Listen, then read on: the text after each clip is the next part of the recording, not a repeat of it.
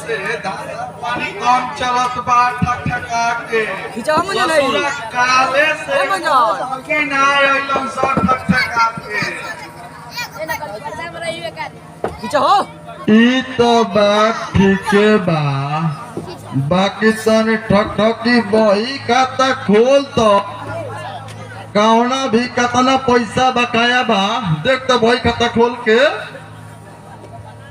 ठीक बा मालिक अभी हम देखत बानी कि कौना के कौली कितना पैसा बाकी बा ठकठका के।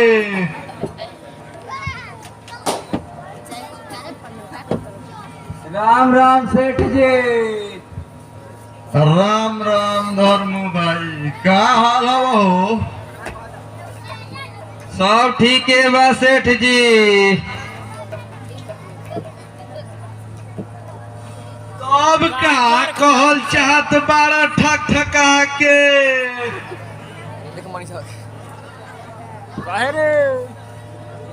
सेठ जी हमारा 5000 के रुपया के जरूरत बा सेठ जी। रउआ दे देती तो हमारा ऊपर बढ़िया एहसान करती सेठ जी। ना ना तारा भी तो पहले ही से पैसा बकाया बा आ वो सूद समेत होके 30 से 35 हजार रुपया हो गईल बा ठकठका के। सेठ जी हमरा सब कर्जा चुका दे सेठ जी। हमार लड़का के जिंदगी के सवाल बा सेठ जी।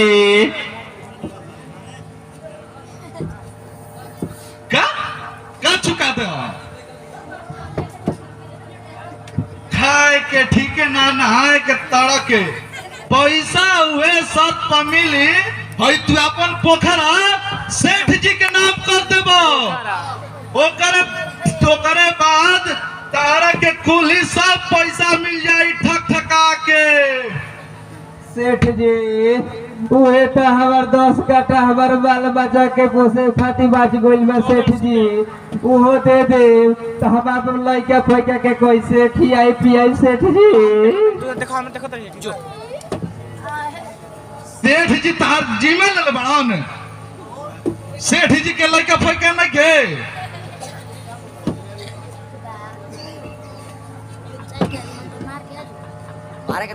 Hello stamp paper A paper लगाबो तो कहाँ स्टाम्प पेपर बा मालिक?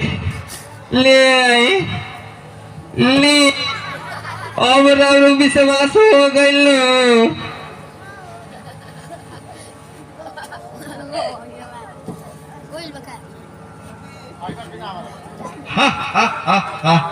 सेठ जी ससुरा धर्मुआ के हमनी के पूर्वक बना के हई ससुर के पोखरा लिखवा लेनी जा ठकठका के।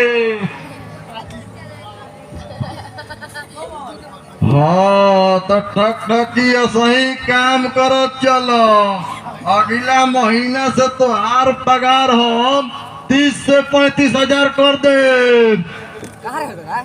का सेठ जी रउआ के हम इतना फायदा करनी एकदम 10,000 रुपया बढ़ौनी।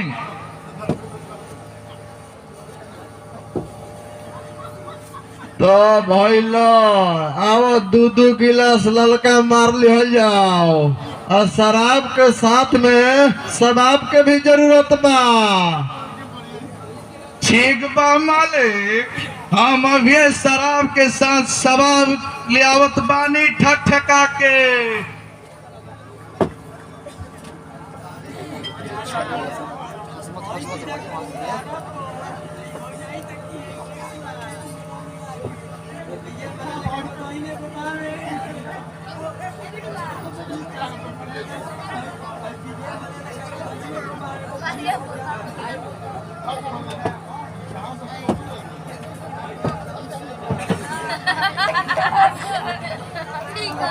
सरकार